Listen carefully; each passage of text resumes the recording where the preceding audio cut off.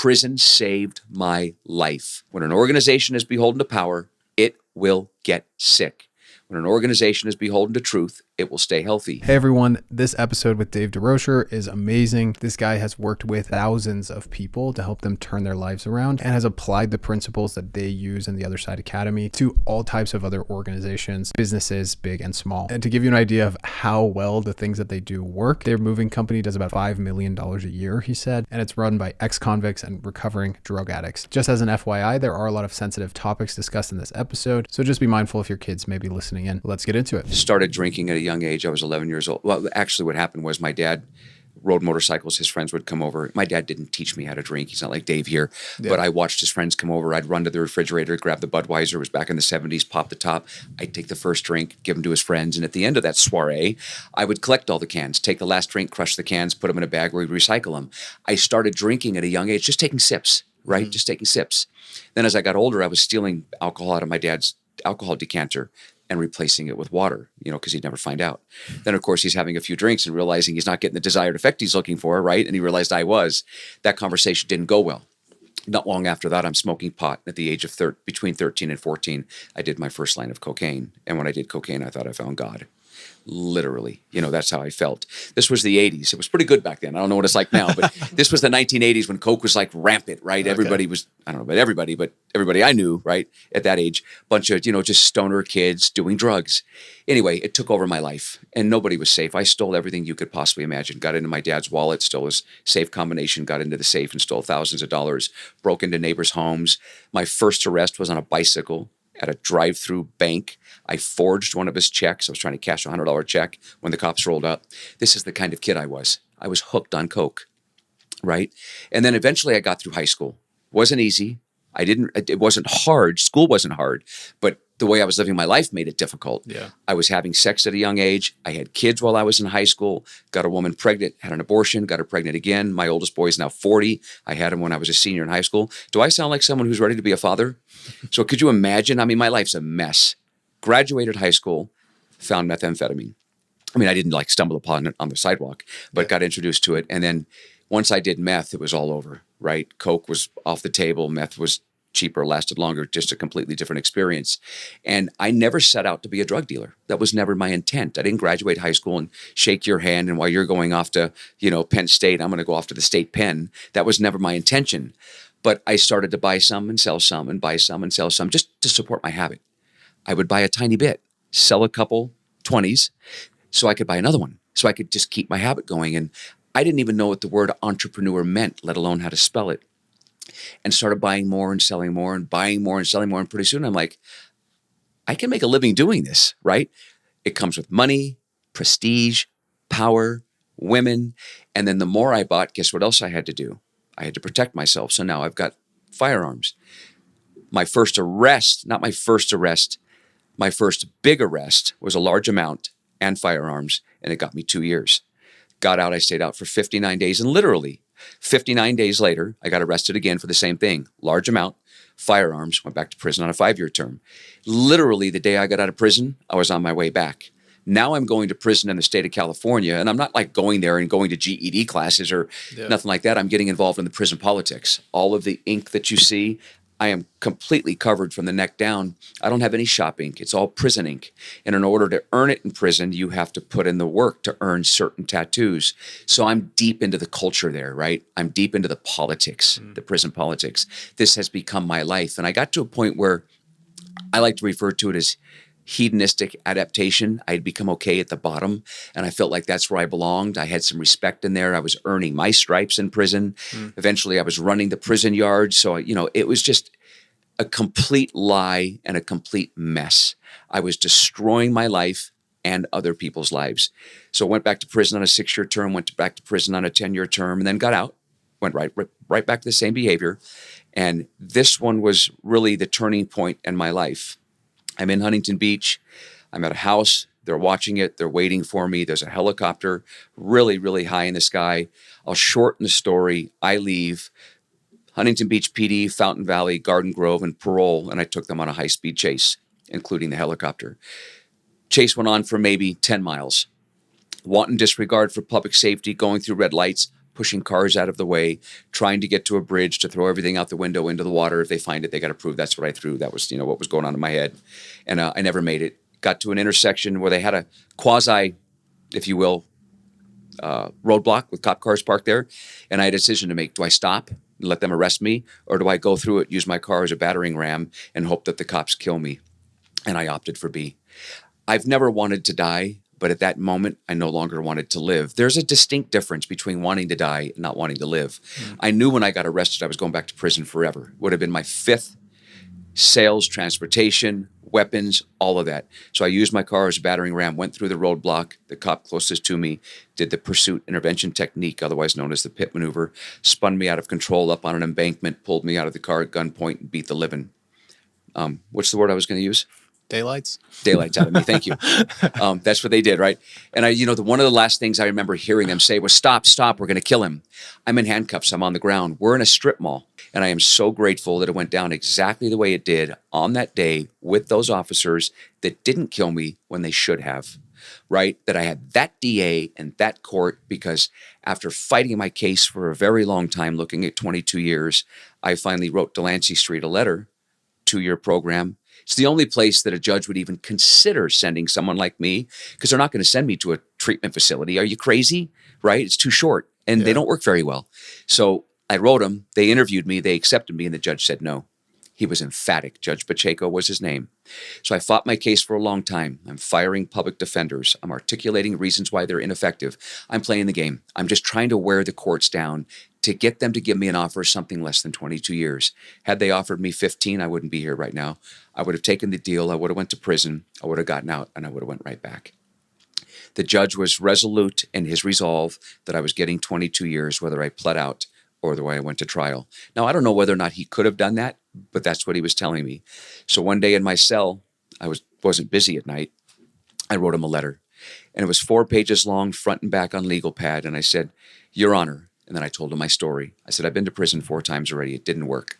Not your fault. That's mine. I understand why you don't want to let me go to Delancey Street, but here's my story.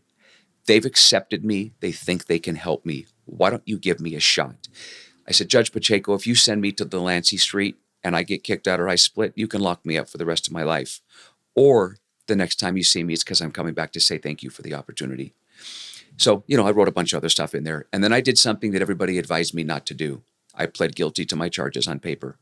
I said, Your Honor, I'll take it to the next level. I'm guilty of everything you're charging me with. I'm writing this on paper now. I'm giving it to you. Please consider allowing me to go to Delancey Street. And about 6 weeks later, I don't know if you remember what a phone booth looks like, because you guys are young. Tiny metal cage, and I'm in that metal cage in ankle irons, waist iron. I'm not in the group, because they've got me in just a tiny metal cage. That's where I belonged. That's the animal I'd become. Some people are like, oh gosh, that's traumatizing. That's cruel. No, it's not. What I was doing on the street was traumatizing and cruel. I had become an animal. They had me in a cage. It's where I needed to be. But I'll never forget sitting in there, and Judge Pacheco said, Mr. Durocher, against my better judgment, I'm going to give you the opportunity of a lifetime. I'm going to sentence you to Delancey Street, but you're going to plead guilty in my courtroom to all of your charges. You're going to sign a deal for 22 years. I will suspend that sentence upon completion of Delancey Street. And I don't know if you've ever felt vertigo. Good news, bad news, completely unexpected. And you kind of feel dizzy. I'm sitting in that cage going, holy cow, I'm getting out of jail. I'm going to a 2-year program. You got to be kidding me. You know what I mean? It's going on in my head. Yep. And anyway, he sentenced me to Delancey Street, and I went to Delancey Street. I only needed to stay 2 years. I stayed 8.5 years in a 2-year program. Why would anybody stay 8.5 years? Because I could. 30, 60, 90-day model. When do you have to leave those models? When the money runs out. If anybody thinks that you're ready the day the money runs out, you need more help than they do. Think about the model. You get there, the first question they ask you is, how much money do you have? What's the funding source? Oh, you have that much money? Yes, you can stay. And on this date, you're going to graduate. Well, what if I'm not ready on that date? The beauty of the TC/therapeutic community is you can stay as long as you need to. So I got to Delancey Street. I knew I was only going to stay for 2 years. I was going to beat that 22-year prison sentence. But Delancey Street did its job. It made me realize who I'd become. And I knew I needed more time. Now, did I need 8.5 years? No. At 3.5 years, I knew unequivocally I could go live my life in the community the same way I was living it there. And then Mimi Silbert, the president of Delancey Street, asked me if I would manage the LA facility. 250 residents, Bloods, Crips, Sureños, Norteños, white power, skinheads. It was an eclectic group of human beings, to say the least. 15 vocational training schools that generated all of the revenue. And I stayed there and I managed that facility for 5 years for free. You couldn't have paid me to do it. I fell in love with helping people. I fell in love with the model. I fell in love with the principles that Delancey Street taught that we eventually brought here to the Otherside Academy. But again, the reason why I stayed for 8.5 years is because I could.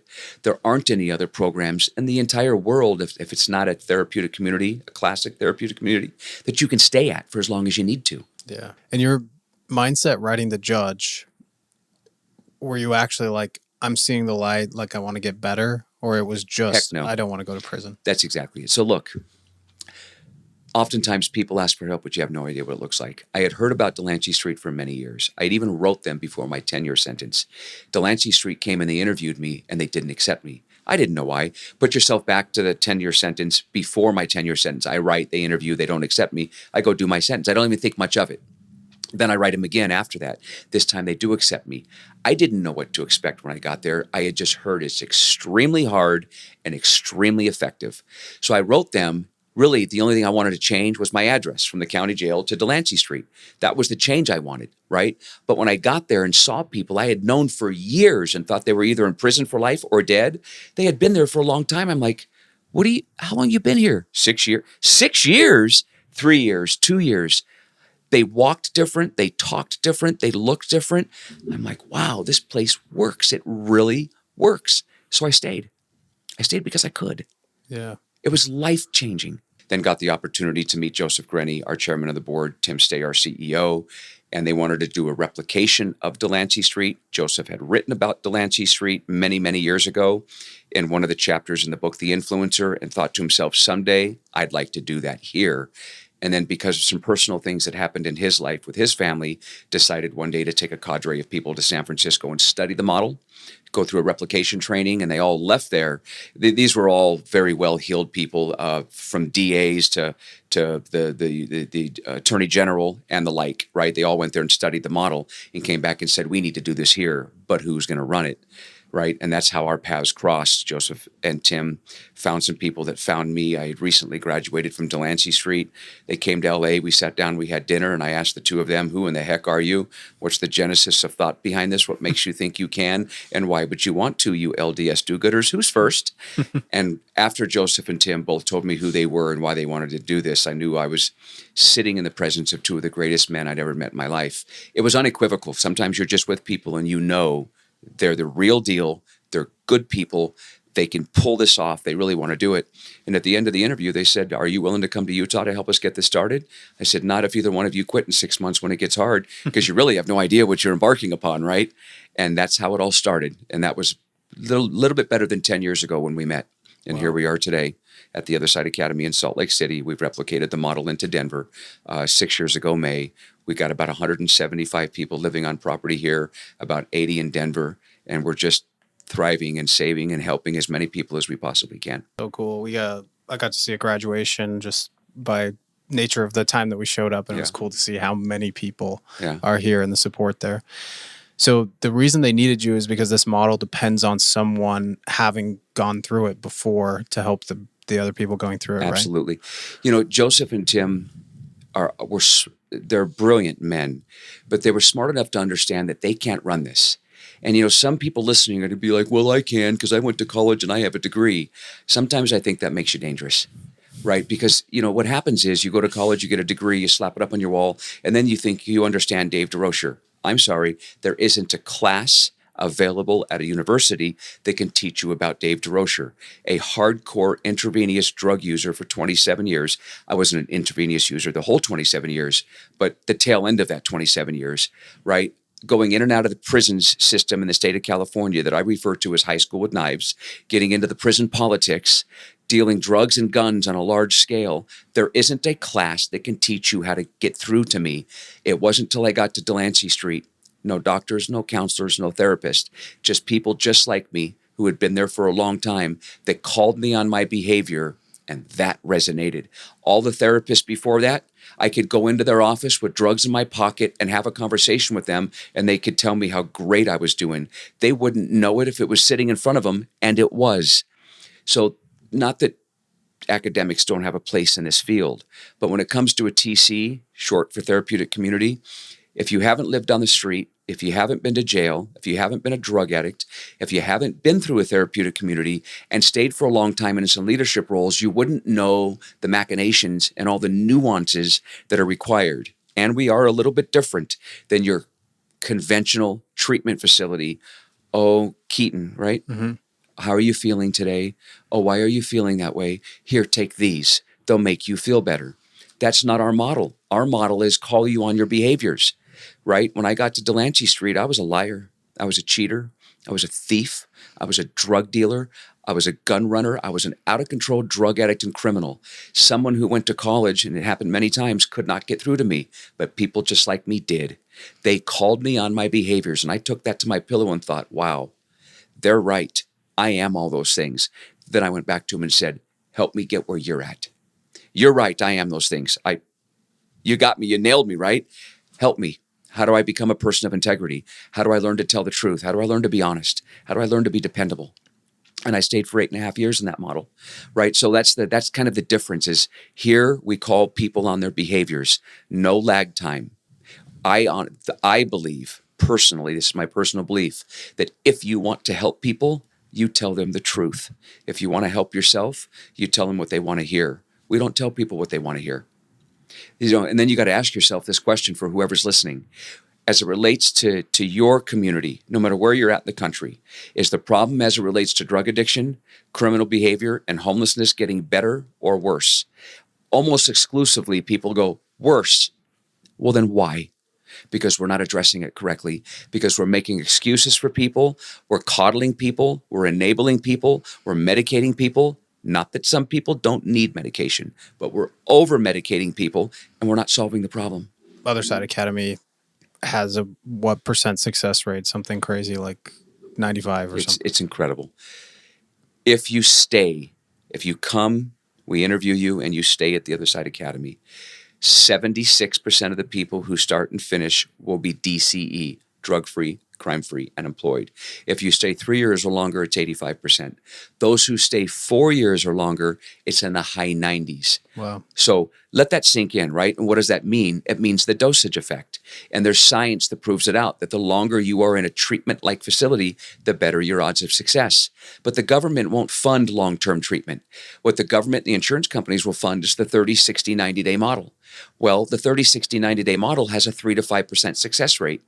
I'm not a conspiracy theorist, but sometimes I wonder, we can't be the only ones that know this isn't working. But there's billions and billions and billions of dollars funneling through these systems ineffectively. People going through treatment over and over and over and over again at the families and the taxpayers' expense. And if I may, I'll go a little deeper, right? Please. 60 years ago, roughly 60 years ago, when treatment facilities popped up in this country, the average length of stay was 28 days. Now, most people don't know this, but the reason why it was 28 days is the average American had 2 weeks of vacation and 2 weeks of sick pay. So the average male alcoholic back then that was utilizing treatment facilities could go to treatment for 28 days, go back to work, and nobody knew why, right? Then a bunch of 2-year programs started popping up. Daytop, Synanon, the Phoenix House. The Phoenix House was 2 years long, incredibly successful. The government caught on. They came in and said, wow, Phoenix House, you guys are doing great work.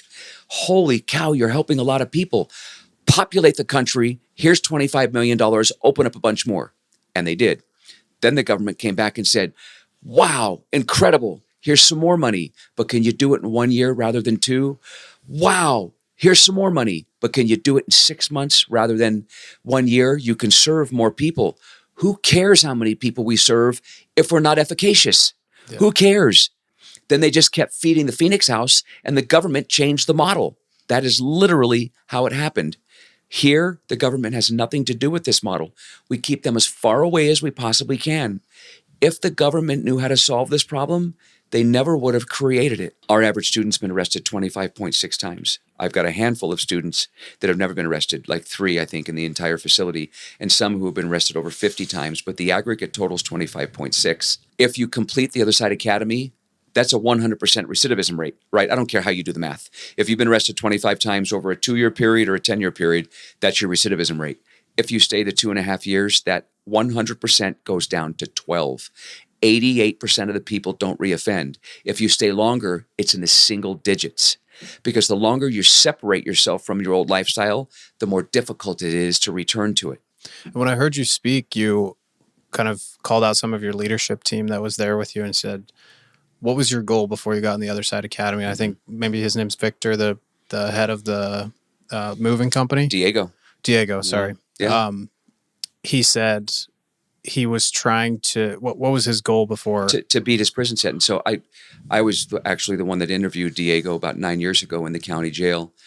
Wannabe gang member, right? Out committing gang crimes, and wrote us, and I interviewed him and accepted him. And he came here and quickly realized he wasn't a gang member. He was doing gang member stuff, but he wasn't a gang member. But he came here to beat that prison sentence. He's now been with us for 9 years, and he's running a multi-million-dollar moving company. He has grown up into a phenomenal young man, just one of the best human beings you'll ever meet. But he had gone down a bad path. He had gone down that gang member path, and it was in his culture, and it was in the neighborhood. And you almost can't blame him. But ultimately, as adults, we get to make decisions. Just like he decided to be a gang member, he decided to write us. He could have decided to split. He decided to stay. It all comes down to choices. And he made some really good choices in his life once he got interviewed and accepted. And now he's a stellar, just a pillar in our community, helping countless other people get from where he once was to where he's at. So cool.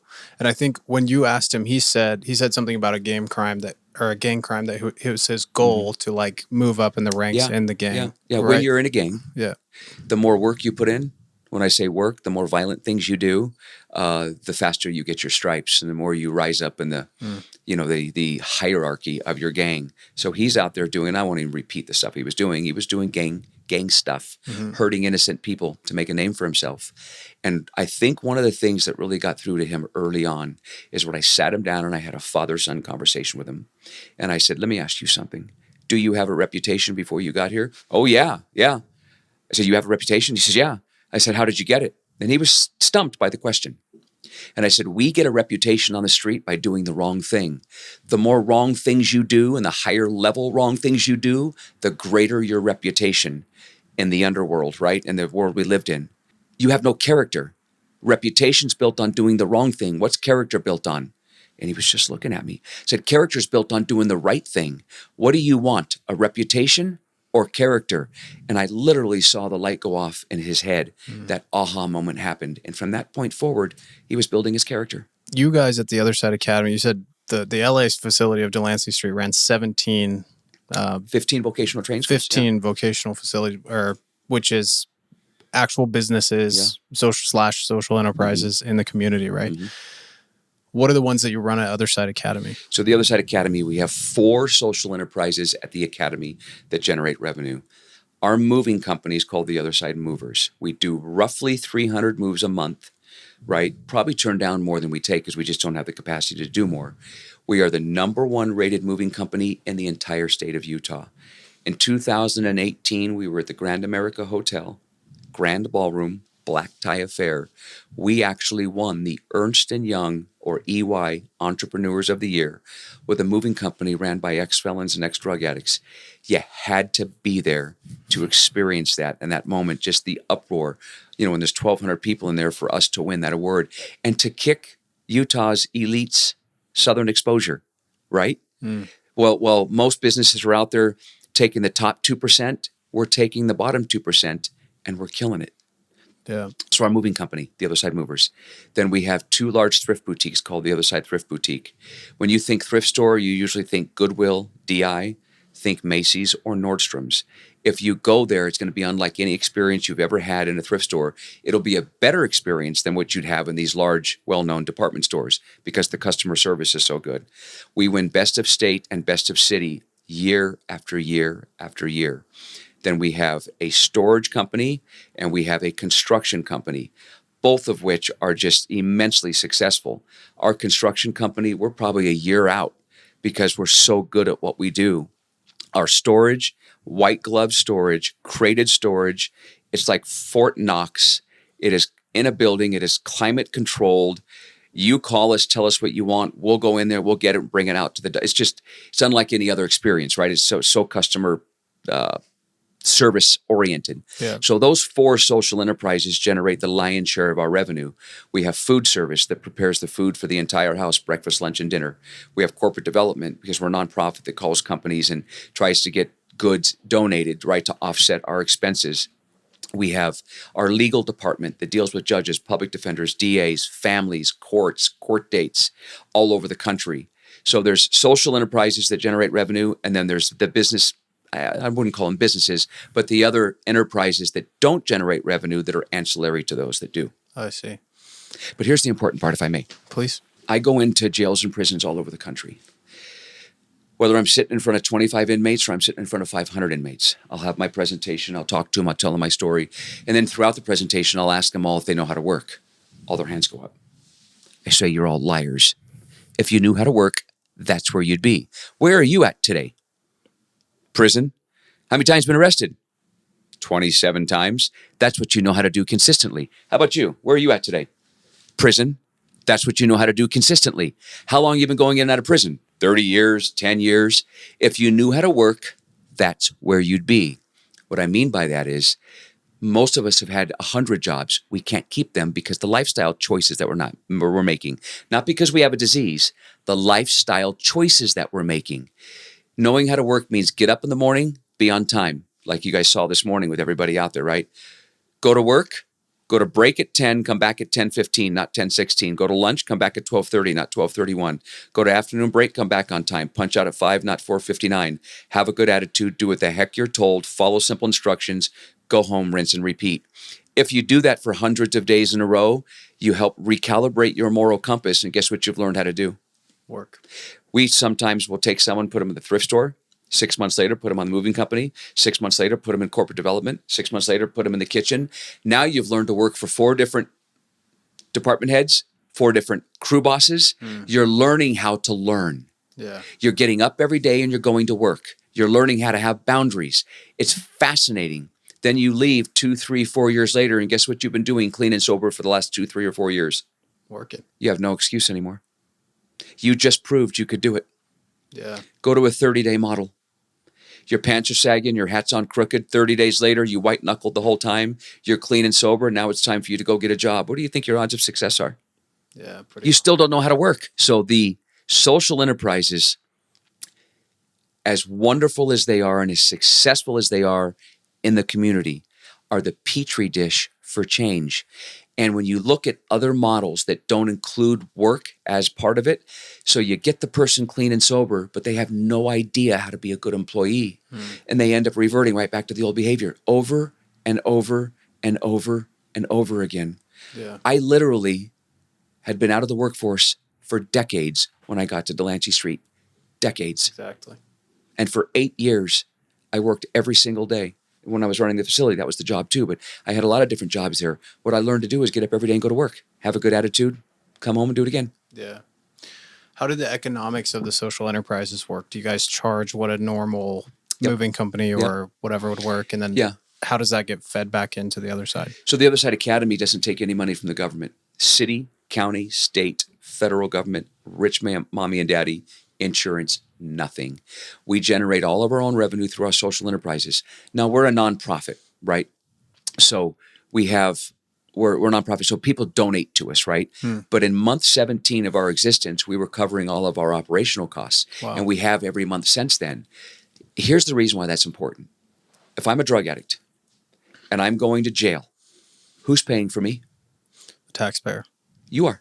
Thank you very much for supporting me. And by the way, I knew what I was doing was wrong and I was exploiting you. When I was going to prison, who was paying for me? Taxpayer. Once again, I'm making choices. I shared with you my story earlier. I chose to deal drugs. I chose to run guns. I chose to go on the high-speed chase. I knew what I was doing was wrong and I did it anyway. And when I went to prison, the taxpayer had to foot the bill. When I go to a treatment facility, who's paying for me? Somebody else. Insurance through mommy and daddy, or Medicaid through the state, or self-pay mommy and daddy. You come here, the day you get here, you're part of the solution. You are no longer part of the problem. The Other Side Academy is completely free. You can stay as long as you need to. The way you pay for everything is you work on the social enterprises. That money comes back into the facility to continue to do the work that we're doing, so we don't charge anybody anything to be here. Besides, I'm the problem, I'm the solution. If I broke my life, shouldn't I fix it? Is that one of your mantras here? I'm the problem, I'm the solution? Yes. Very cool. It's mine. Yeah. Because I was the problem. I'm not a victim to anything, and most people aren't. They're a victim to their own choices they make in their life. But we have this narrative today in this country, this pervasive narrative that it's not our fault. The heck it isn't. Do you want some heroin? No, thanks. Would you like some meth? Okay. It's good. What did the two of you just do? Made a choice. Now ask me if I want some. Would you like some? Get out of my house. Ultimately, it's a choice, whether you're just starting to use or whether you've been a drug addict your whole life. I'm not a drug addict anymore. I haven't been for over 20 years, nor do I introduce myself as one. And if you offer me drugs now, I'm going to kick you out of my house. I want nothing to do with you. It's a choice. And if Dave started getting high again today, imagine all the people that would be going, oh my God, Dave, what are you doing? What happened? Why would you do that? Somebody would say I got triggered. Somebody would say this. Someone would say my disease kicked in. No, something pissed me off. Something hurt my feelings. I didn't go to my circle of influence and talk it through. I thought it through. I was calculating. I had to get my phone. I had to make some phone calls. I had to find a dope man. I made a bunch of choices that led me to that. Yeah. I made the choice. But now we have this narrative that it's not a choice. If you guys lived, if anybody listening lived with this population, you'd understand there's so much more than just doing drugs. I mean, we are out there on the street. We are committing crimes at a level you couldn't even imagine. But people think they understand the problem. They don't have a clue. Wow.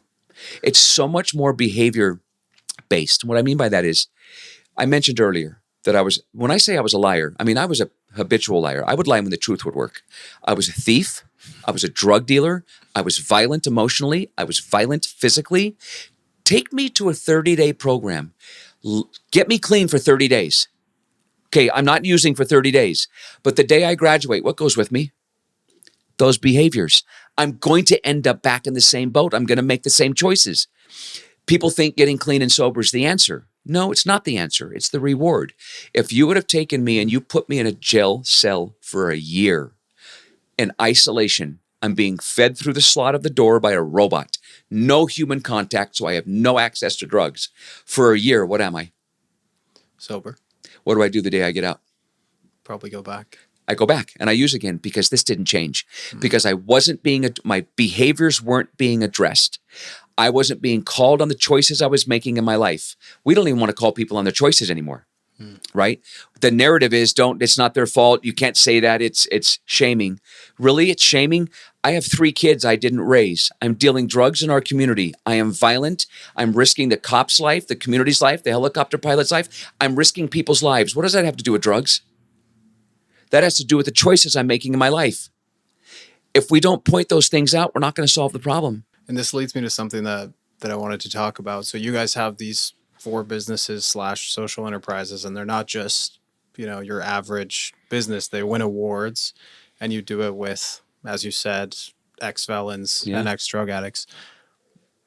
Does it have to do with this attitude that you're describing? It does, because we do something, we get people, like when we get done with this interview, I've got people from out of state right now coming to visit. And on Wednesday, I leave to go to Alabama to talk to a big organization of 300 employees, right from their president on down, to talk about the principles of the Other Side Academy, about honesty, integrity, and accountability, about how to call out the small things. What we've gotten away from in this country is accountability. You hear the word get tossed around a lot, but nobody wants to get called on their behaviors. You look at it like this. Every organization, yours, mine, every organization with a heartbeat, is beholden to one of two things, power or truth. If the organization is beholden to power, it will get sick, like many do. If it's beholden to truth, it will be healthy. You look at Wells Fargo many years ago, right? They were convicted of opening up all these fictitious accounts for years and bilking people out of millions of dollars. Nobody said anything. Harvey Weinstein, hiking all those kids up to his room for years. Nobody said anything. How many lives did he destroy? Tom Brady, my favorite quarterback of all time, the GOAT, AFC championship game. It's freezing. At halftime, he asked the equipment manager to release some of the air out of the football. The equipment manager did it. He was beholden to power, not truth. Eventually, it all came out, and the next year, Brady was suspended for 4 games. It was called Deflategate, remember? So what was that equipment manager beholden to? Power, not truth. When an organization is beholden to power, it will get sick. When an organization is beholden to truth, it will stay healthy. Here at the Otherside Academy, from Joseph, our chairman of the board, Tim, our CEO, Dave, our executive director, we have to go to groups with the students. The student can be here for 1 day or 5 years and call us on the carpet for any of our behaviors, just like we can call them on theirs. When was the last time you could take your boss, and this goes for you or anybody else listening, into a room with his or her peers and call them on the carpet and have a job the next day? That's what we do that makes it so different. Is it doesn't matter what it is. You're late, there's consequences. You're going to get talked to.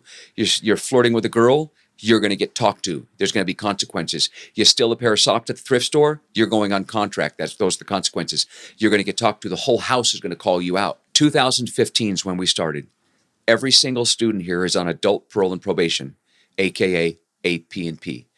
We have never, not a single time, given a dirty drug test to adult parole and probation. I was up at the Capitol last week and I challenged the entire legislature. Send your team to TOSA, test all of my staff, test all of my students. When you come back 0 for 175, then go test everybody else at the other facilities and see what happens. And when they come back and half the house is dirty, you want to know why? They're state run. That's why. And when they're state run, that means you can't call people on their behaviors. You have to coddle people. That is my honest opinion. Yeah. So here, what makes us so unique and the anomaly in the space is we tell each other the truth. We call out behaviors. We don't allow any of that to go on, and we hold you accountable for the choices you're making. Have you ever had a student call you on something? Of course. What's the story? Yeah, I mean, I think I left a light on in a room once. They're like, hey, it's a pull-up. Dave, you left the light on. All I can do is say, okay, right? Toilet lid. Maybe I left the lid up, right? Dave, we went in to clean the bathroom after you. You left the, okay. I can't remember. It's been a long time since because I just don't live like that anymore. Yeah. You know what I mean? It's been years since they've dropped a slip, but I'll go into games and sometimes people will talk to me about the way I dress the house or something, right? But they're allowed to address me. How long does it take for a new Otherside Academy student to adapt to that? Like, is it 30, 60 days before they're like, okay, yeah. And they... Yeah, that's a great question. It depends. Somebody like me, right? Type A personality. I possess the ability to stand my ground and have boundaries. Even when I got to Delancey Street, I jumped right into the deep end. I was in there playing games with people and playing the groups, right? I have no problem with that, right? But not everybody is cut from that cloth. Some people are much more timid, don't have a voice. They've been beat down through the years and they're just no self-esteem, whatever that might be. So to answer your question, it differs. Some people get here, they plant their stake, they're all in. Others, it takes them a while. Integrate into the culture to start to buy in to the difference between what we do and what they've been doing for a long time. It just differs from person to person. How do you apply this in your personal life? It's fascinating. Delancey Street gave me the opportunity to unbecome who I once was and to become the 2.0 version of myself. Living here, and I live on property, all of our staff, we live on property. Every single day, I learn something new working with the students, right? And every day, I'm reminded of maybe my flaws that I need to work on, right? Maybe my tact, maybe just how I show up, maybe my impatience because I've got so many things going on, but I need to, there's a lot of things I'm looking at and self-assessing. And living in a community like this of 200% accountability. That's what we call it. I'm 100% accountable for me, and I'm 100% accountable for you. Not the choices you make, but if I see you make them, I'm 100% accountable to call them out. Yeah. It makes me a better person. That makes me a better person in my personal life, with my friends, with my wife. This kind of an organization with this kind of rigor and accountability just raises the level at which I live at. Yeah. It's funny. A lot of people call me a dry Mormon because I don't drink, I don't smoke. And oftentimes they're like, when are you going to get baptized? Yeah. Why? And my good friends call me a dry Mormon. I live like one. I laugh all the time because I think it's an honor to be referred to like that. But let's say someone in your personal life doesn't live by these same principles. They're not, like you're engaging with them, but they're refusing to hold themselves accountable, or they don't live in the same culture like the students here do. What suggestions would you have for someone like that to apply? I would call it out. Okay. My circle of influence, what I oftentimes refer to my circle of influence, I'm on boards all over the state, and I'm out in the community, and I love people, and I love being a positive part of our community, right? And adding value to the community. If you're in my circle and you don't live the way I live, you're not going to be in my circle. I get to choose who's at my table. I mean, my boundaries now, I get to choose who I have in my life. And if you live less than the way I live, then you're not going to be in my life. I think most of us have like a close group of friends, our A friends, then our B friends that we don't see as often, and maybe some C friends. I think most of my friends probably fit into the same category. They're A friends. Do I have people that I know aren't living right that I'm willing to help? Yes, but I'm not going to be spending time with you. If you called and said, I need help, this is what's going on, I'll be there at 2:00 in the morning, but you're not going with me on a football trip across the country because you don't live the same way I do. So I get to choose who that is today. And how have you seen this applied in non-social enterprises? When I saw you speak at the Utah Business Forward event, I think it's like former students who are now, I assume, kind of paid and they're graduated, but they continue to work for TOSA. They modeled it, and it was one of the examples was when they come here, you're not allowed to flirt with the opposite sex. So they said, hey, one of the people called like, hey, I saw you chatting to her. Like, I know you guys knew each other before you got here. And there was like, you need to stop doing that, and just very direct language. And you kind of sit in a circle, and you guys practice that a couple times a week, right? I do, yeah. Have you gone to other executives or companies and seen them do something similar, and how do they apply it? Yeah, I think the way we do it here is not the way you would do it elsewhere as far as the language. Okay. Because oftentimes we're going to be very colorful and vernacular in the way we address things. Often, other times we're going to be talking just like this. It just depends on whether or not the person's accepting the feedback. Sure. But we get organizations, universities, companies like the one I was just telling you I'll be at here in a couple of days that want to learn the principles of the Otherside Academy and how to implement some intentional version of our groups where they can sit in a circle and address each other's behaviors. Because what happens is when you don't do that, let's just say you guys work together and every day you're going to lunch and you're coming back late every day, and he knows you're doing it, right?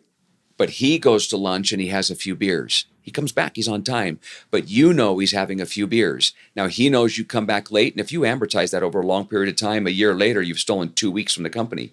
You know he's out there driving the company car, having a few beers, but you can't say anything because he's holding your secrets. Right, that's just an example. And there's a million other things. So, then there's another guy in the office, and he's flirting with the woman at the cooler, and he's married. You see them going to lunch every, so you know what they're doing is wrong, but you can't call it out because they also know what you're doing. So in organizations, if you don't call stuff out, everybody has this list in their back pocket. And then when you're in a meeting together, team meeting, you guys show up differently because you're all holding each other's secrets. Welcome to corporate America. 100% of the time. Because they don't have groups that they can sit around and call behaviors out so people can improve the integrity of their lives, right? That's why it happens. And you see it all day long. Watch the news, read the paper. All these organizations are going through it because they don't have intentional mechanisms by which people can call each other out. Got it. So yes, we're working with a lot of different companies. And you know what I tell them a lot of times is, well, they'll come here and we'll sit in a circle and we won't play the group the way we do it here, but we'll just take turns telling people where they need to improve. And man, people just get so uncomfortable hearing what they need to improve. Well, then how the hell are you ever going to improve? Yeah. How? So it's not necessarily like in a certain job where maybe taking the extra time for lunch that's not in the handbook and you're not going to get docked for that. That's not actually wrong, but it's like, hey, when you talk to customers, I notice that they feel uncomfortable because of X, Y, or Z, and getting called on the floor for that. Here's the thing. Have you ever met a bank robber? No. If you do, I assure you, and if you can prove me wrong, come back and I'll buy you dinner at the choice of your restaurant. If you meet a bank robber, it's not the first crime they ever committed. They started stealing from Walmart. Then they moved up to Home Depot. Then they went to the liquor store, robbed the liquor store, and eventually, years later, they hit the bank. If you don't call out the small things, the big things happen. If you focus on the small things, and that's what I'm going to talk about on Friday at this organization of 300 employees, calling out the small things. We're so used to just ignoring the small things, and then you wonder why you have these huge implosions in these organizations because they don't call out the small things. So it's so important, because if you're going to lunch and you're stealing time from the company and you're drinking and driving, that's not all you're doing. You're compromising in a bunch of other areas in your life, right? Those are just the things we know of. So we want to call those out and help you become a better version of yourself, what I refer to as the 2.0 version. Very cool. And your role as executive director now, it seems like you're doing a lot of speaking, a lot of kind of corporate training, that type of thing. How much of your time is spent at the Otherside Academy, and how much do you spend doing stuff outside of there? I think as we're now almost 10 years old, when we first started, it was 100% of my time working in the organization. Now I have the liberty of working on the organization a little more. I'm still here every day. This is not an exaggeration. I don't even have a day off. You know what I mean? I love what I do. So even yesterday, if you had to come yesterday at 7 o'clock in the morning, I was in my office. I didn't leave till 4 o'clock in the afternoon. It's a Sunday, right? Saturday, I was here. If I'm not out of town, I'm here every day. This is my home. I live here, right? So I love doing this. And that's the beauty of it. My staff, our staff at the Otherside Academy, we all live on property. And when you think about this organization, right? You go to a treatment facility. What time does the therapist punch in? 8 a.m. 8 a.m. What time do they punch out? 5. We'll say 8 to 5. And then they leave the population with somebody at 5 o'clock that has 90 days of sobriety. How do you think that's going to work? Here, we live on property. We're here 24/7. People with years and years of sobriety and experience under their belt. It's just like raising kids. You don't get any time off. You're constantly raising your kids. Doesn't matter what time it is. These are adults, and we're raising them through this process, and we're here around the clock. Let's take the moving company as an example. This radical accountability, it happens when you guys call each other out on the floor. But what makes something like a moving company move so smoothly? Like, what other checks and balances do you have in place across the board for trainers to train the trainees who then, like, you have a lot of turnover, you have a lot of people coming in. And it still seems like a very seamless experience. I was reading reviews. Because the same principles that we apply in the house, we apply outside. So if you're on a move and there's 4 guys and 3 of you are busting tail, I mean, you are running and the other guy's just picking up pillows. Hey, you need to carry your weight. He's going to get a pull-up. All you can do is say, okay. Then those 3 guys are going to come home, drop a slip, take him into a group and tell him he's being lazy, because that's what he's doing. If there's 4 guys on the move and the 3 of you are working your tails off and the other guy is just over there talking to the clients a lot, and she happens to be pretty, they're going to pull him aside and say, leave the client alone. They're going to come home. They're going to pass the information to the supervisors. They're going to drop a slip. They're going to take him to a group, and they're going to tell him that he's flirting with the customer. Every little thing. If you're carrying the sofa and your crew boss is carrying it a certain way and telling you what to do, what not to do, and you hit a wall and you ding it, you're going to get pulled up for that, right? We're going to go back and we're going to fix it. The reason why we are so stellar in this field is because if we break it, we replace it or we fix it. It doesn't matter what it is.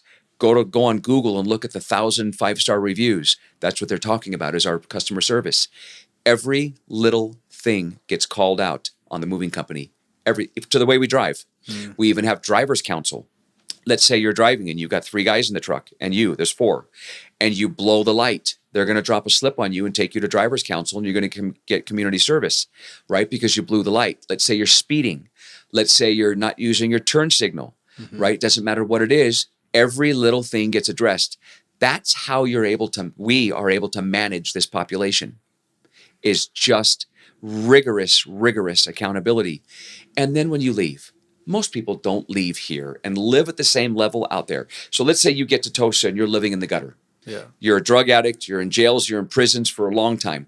The day you get here, we're asking you to live up here. Yeah. Right? And then you learn to live up here. A couple years later, this is where you're at. You graduate. Usually most people graduate, they go out there and they settle someplace in here, but they're no longer here. Most people in the world can't live at the level we're asking people to live at while they're here. Yeah. But that's where we want to start. Yeah. We realize you're going to settle in here someplace. Shifting gears a little bit, Utah specifically has a unique business and social culture kind of baked in with religion. How has that affected in a positive or negative way? I say to people all the time, I've been here now for 10 years. Even if I wasn't running or wasn't the executive director with the Otherside Academy, I would choose to live in Utah. I think, in my personal opinion, the LDS influence is one of the primary reasons why Utah is the way that it is. It is very forgiving. It is very redemptive.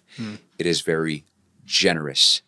It is just incredible what I think the LDS influence has done, right? Even with those who aren't LDS, right? It's had an influence on my life to just be good, be better, and live the way God would want you to live. And that really, I think it just kind of permeates the culture, right? Are there outliers? Of course. But by and large, I think that's very true.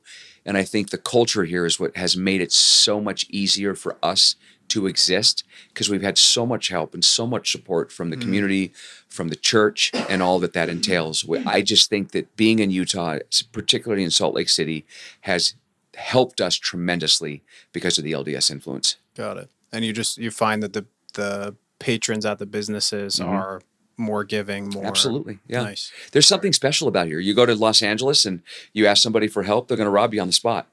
Here, they're knocking on your door. You open it up and they're like, "Hi, I'm so-and-so. How can we help?" It's part of the culture here. People want to help. Got it. It's different than Southern California, where nobody cares about anything but themselves and keeping up with the Joneses. That's not to say that doesn't go on somewhat here, but the people are different here. Fair. They care. What's a success story from the Otherside Academy that just gives you chills when you think about it? I think Jordan, who I interviewed in Davis County Jail 9 years ago, was going back to prison for his 4th term. And this is important to note, right? This is the distinction I like to talk about that most doctors and therapists don't understand. He was going to jail, and he was a drug addict, right? He's doing drugs, but he's selling drugs. He had a very similar story of my own, right? He was looking at his 4th prison term. We accepted him. He came here. We were brand new, so they had more autonomy and more freedoms than they should have had at the very beginning. And he was going out in the community and was sneaking off and using the phone. He was using the phone to call his girlfriend. Now, if you have a girlfriend and you're a drug addict, what is she? Probably a drug addict. The relationship's already toxic. Yeah. But let's take that toxicity part out of the equation. He doesn't have a cell phone. He's not allowed to do it. He goes to the gas station. He talks the other guys into holding a secret, goes in and uses the phone. He gets caught, right? Someone comes clean. Their integrity comes clean. He does a contract. It's just a lengthy period of time as you're doing your consequences. 6-8 months later, he does it again. Calls the same girl. Now, if that girl's taking the call and not calling us to tell him, then she's enabling him, right? And most people don't understand it on this deep of a level, because it's just the drug addict, the poor person with the disease. He's not doing any drugs, and he's still being sneaky and a liar and manipulating. Gets another contract. 6-8 months later, he does it again. Now he's been here for 1.5 years. He's clean and he's sober, and he's still lying, cheating, manipulating, and being sneaky. What do drugs have to do with the problem? It has nothing to do with drugs, and it has nothing to do with the disease. It has to do with his moral compass. So now we have him on the bench, and I have a decision to make as the executive director. Do I give him another contract, and this isn't working? Do I kick him out, or do I walk him out, bring him back in, set him on the bench, take all his time away of the 18 months that he had, re-interview him, and start him over again? and I opted for that. It was a major risk, right? Because he could leave. But I said, if you leave, you're going back to court. You're going back to prison. Can you convince the judge you've been here for 18 or 20 months, whatever it was? Sure, maybe you can. Take your chances. But the bigger problem isn't whether or not you can convince the judge to not hold you accountable. The bigger problem is you haven't changed yet. So even if the judge lets you off, you're still a liar, you're still sneaky, you're still manipulating, you're still doing the same stuff you used to do without the drugs. Drugs aren't your problem, Jordan. Walked him out, brought him back in, sat him on the bench, re-interviewed him, started him all over again. He's now 9 years into this. He runs our construction company. He is one of the best men you will ever meet. And he will tell you the turning point for him was when we were standing outside when I walked him out and he saw the tears in my eyes, right? And how he had disappointed me. And it's not that he disappointed me. I was just disappointed, right? Yeah. I get to decide how I was just, because I love Jordan and I see so much potential, but he couldn't get out of his own way. Right. And he said from that point on, he never wanted to do that to somebody again. He goes, I saw that look on my mom's eyes. I saw that look on my dad's eyes. I saw that look on my family's eyes. And now I saw it in yours. From that day forward, he turned his life around. You're not going to find that in treatment facilities. Yeah. I will never forget that. I didn't know how the rest of his stay was going to be, but he started over, lost his 18 months, did another contract, never looked back. He is now married, and I got the opportunity to be the officiant of that marriage. He is helping to raise his wife's son. His wife is also a graduate of the Otherside Academy, and they are immensely, immensely successful. And what I mean by successful is this, not financially successful, that's easy. But success to me means how many people's lives are better because you are in it. He's immensely successful. Two things you've mentioned that I want to dive a little deeper on. You mentioned all they can say is okay if they get called out. Yeah. What happens if they don't?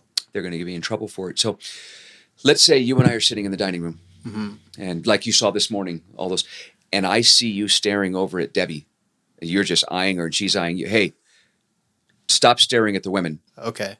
Now, let's say you don't want to say okay. Yeah. You want to, I'm not staring at the women, Dave. I saw you. I'm looking at you right now. You're staring at her. No, I'm not. What are we going to do on the floor? We're going to get in an argument. So if you get a pull-up, whether you agree or whether you don't agree, what's the only thing you can say? Okay.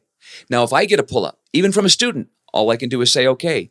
Now, if you disagree with the pull-up, you can go over to the game box, the group box, drop a slip, and take me to a group. And in the group, you can defend yourself. But now you're in a controlled environment. Dave, what the heck are you talking about? I wasn't staring. Dude, I was watching you. She was looking at you. You were looking at her. Heck, you winked at her. I saw you do it. Now the rest of the group is going to be involved going, yeah, we see you do it too. And why were you in the room with her the other day? And we walked in, you guys looked like you were talking. The rest of the house gets to be made aware of it and everybody gets to keep an eye on you. Why do you think we have no drugs in the house? Those groups. So all you can say to a pull-up is okay. I can then drop a slip on you. You can drop a slip on me. We can go into a group and we can hash it out in there. Okay. We've been open for 10 years. Not a single act of violence nor threat to violence because of that. And then the other thing you mentioned is the bench.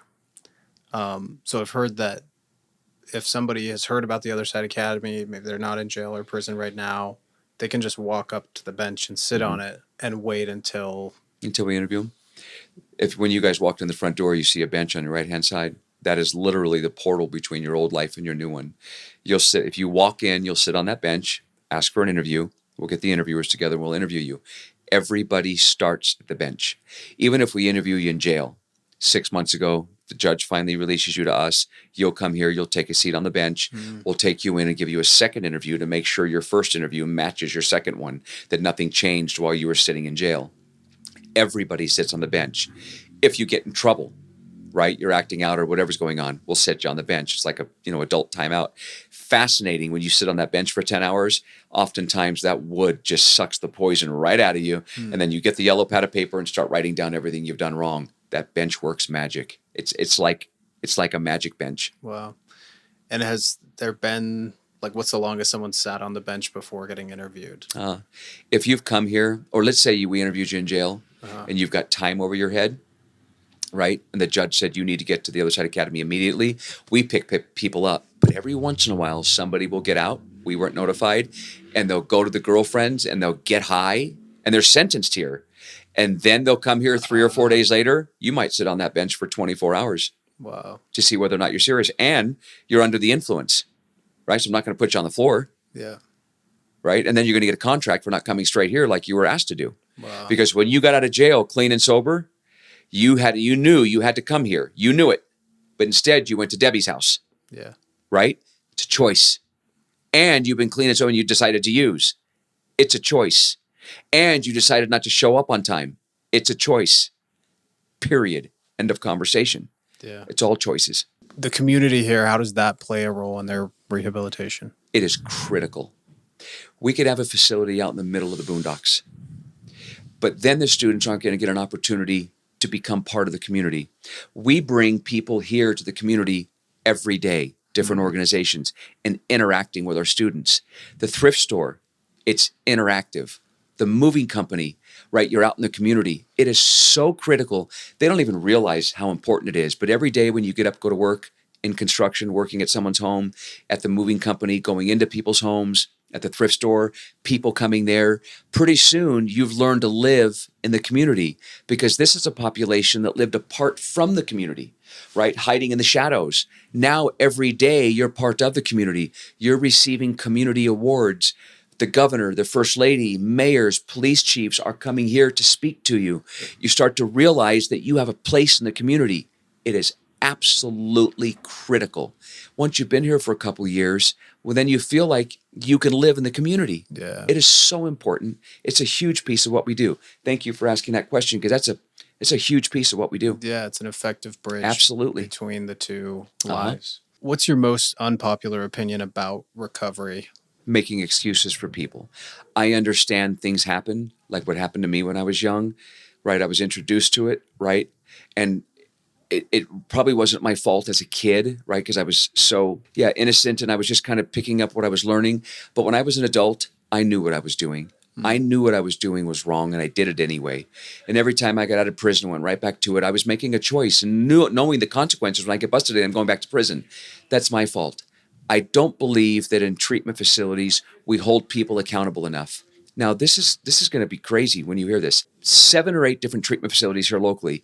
I go in on a regular basis and I talk to their residents. Do you want to know why they have me come do it? They want me to come tell them the truth. Do you want to know why they can't tell them the truth? Because they're state run. Think about what I'm saying. They have me come in, and sometimes I come in guns blazing. I bring the heat. I tell them the truth about who they've become. They can't do it. So how are we going to help people change? I was at a treatment facility 2 months ago.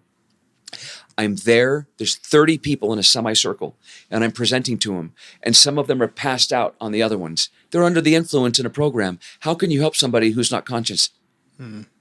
It's crazy what we're doing. Wow. I believe the people that work in these places are incredible human beings. Incredible. Right?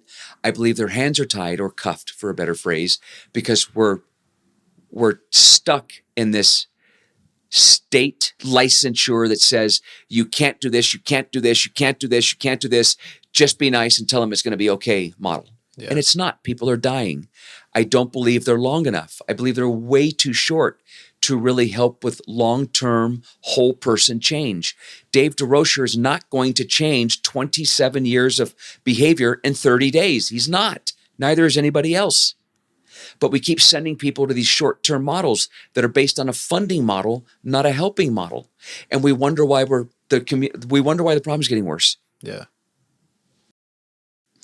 And I do believe also that, ultimately, whether a drug addiction is a disease or whether it isn't a disease is probably above all of our pay grades. And I think it's irrelevant because I proved it earlier. Ultimately, it's a choice. Whether I'm asking you two that aren't drug addicts, you said no, or you're asking me, and I am a former drug addict, I'll say no. I think ultimately it's a choice. Yeah. And I don't think there's anything out there. There's no trauma that makes somebody use. There's trauma that causes you to feel a certain way. We still get to choose whether we use or not. There's trauma. Yes, of course there is. Yes, I get it. It's real, but it doesn't make you use. Yeah. It causes you to feel a certain way, then you choose to use. There's other avenues. Wow. But we've turned it into this excuse, and we wonder why people are dying. I heard you mention in another interview that the drugs we're dealing with today are changing the game. Absolutely. What's in the future for us if we continue down the path that we're continuing down with these state-run institutions? And how can the average person get involved to kind of shift that tide? And why are the drugs that we're dealing with today such a big threat compared to what we've been dealing with? I'll answer them backwards. Why are the drugs such a big threat? We'll call it fentanyl. Whether you're doing fentanyl straight or whether fentanyl is in your pot or whether it's in your meth, people are dying. They're dropping like flies because of fentanyl. We have to crack down on it. We have to treat fentanyl. I don't know if I want to call it differently, but you do. If someone's out there selling fentanyl, whether you're selling 1 pill or 10, it should be a felony. It's akin to murder, right? We have to start treating this differently. We have to start holding people accountable, right? Because the person who has a pocket full of fentanyl knows what they're doing is wrong. They're choosing to sell instead of choosing to steal. We're all making choices again.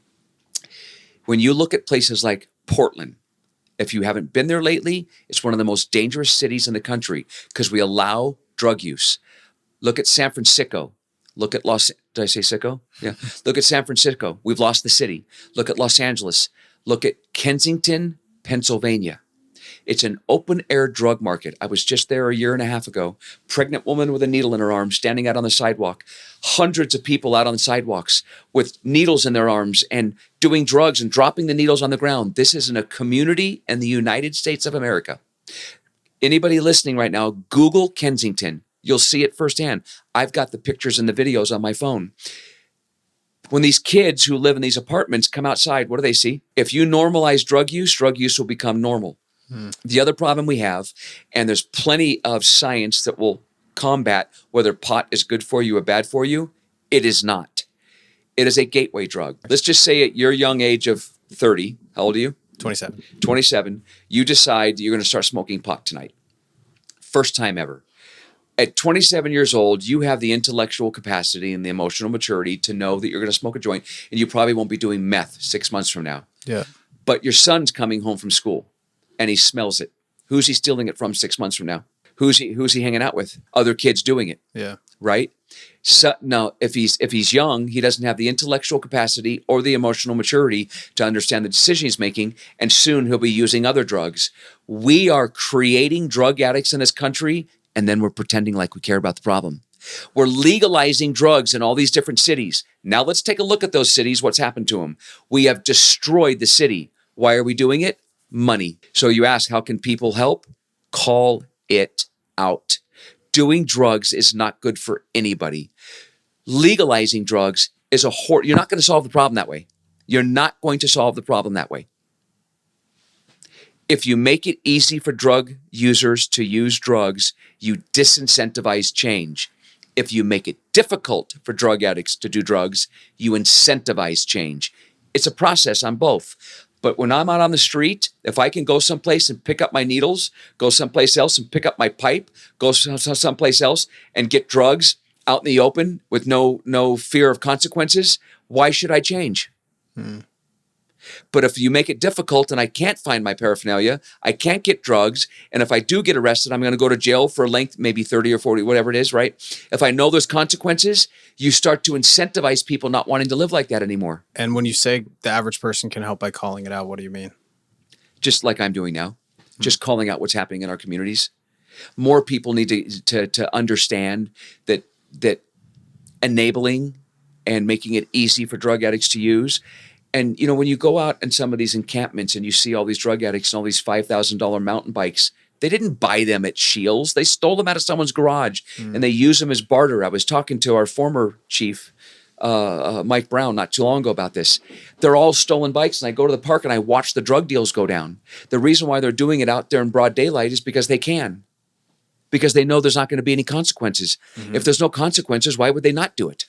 Yeah. So we have to understand that consequences are important, that accountability is important. Anything shy of that is enabling. And related to this conversation is what you wrote to the judge all those years ago, which was, prison didn't work for me.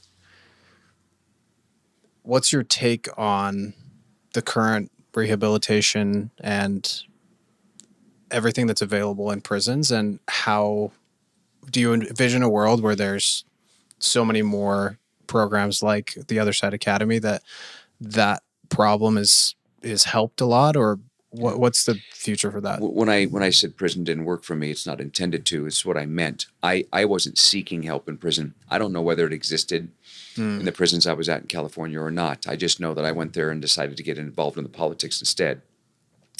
But here, see, I want to make this clear. I am grateful for every second, every minute, every hour, every day, week, month, and year that I did in prison. It saved my life and probably yours.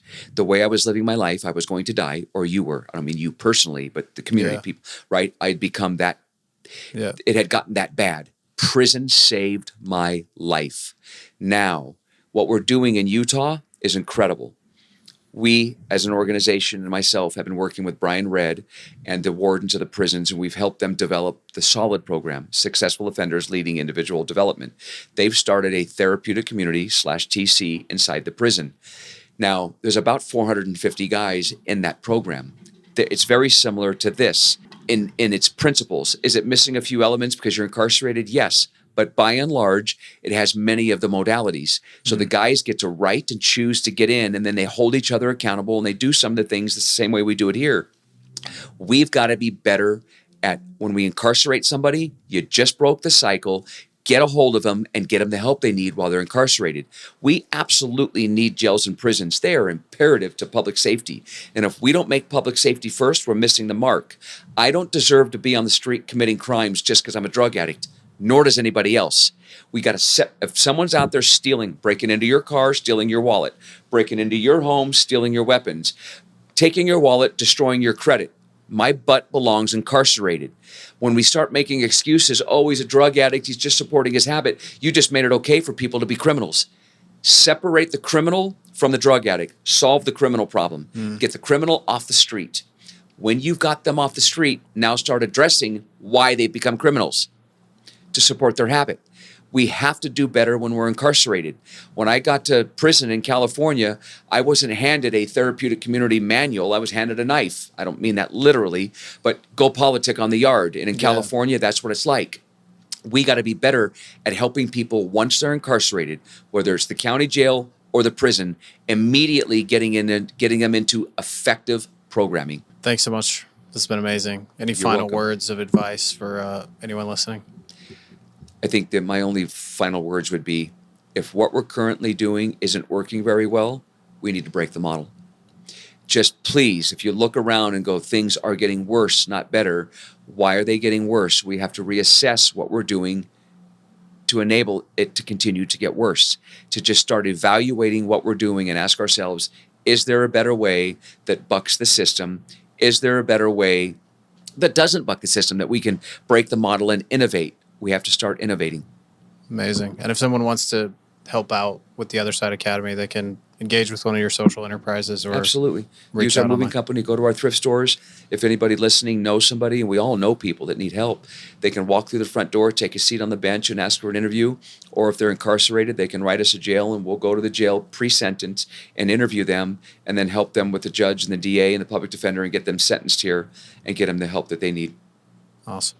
Thanks so much, Dave. You're welcome. Thank you. Thank you so much for tuning into this episode of UtahPreneur. 3 quick things, and I promise they'll be quick. Number 1, follow us on social media and join the Facebook group where you can connect with other listeners and ask questions. Number 2, if you enjoyed this episode and you like the podcast, the best thing you can do is share it with a friend or leave a review, or both. We very much appreciate it. And number 3, if you love supporting Utah's local independent businesses, definitely check out last week's episode with Ruby Snap, a bakery with only 1 location, but a lot more than meets the eye in terms of branding and revenue, because they do a lot of manufacturing on the back end, which was very interesting to learn about. The owner's name is Tammy Stegel, and I'm sure you'll love that episode. Go check it out. It's just last week. Thanks again, and we'll see you next time.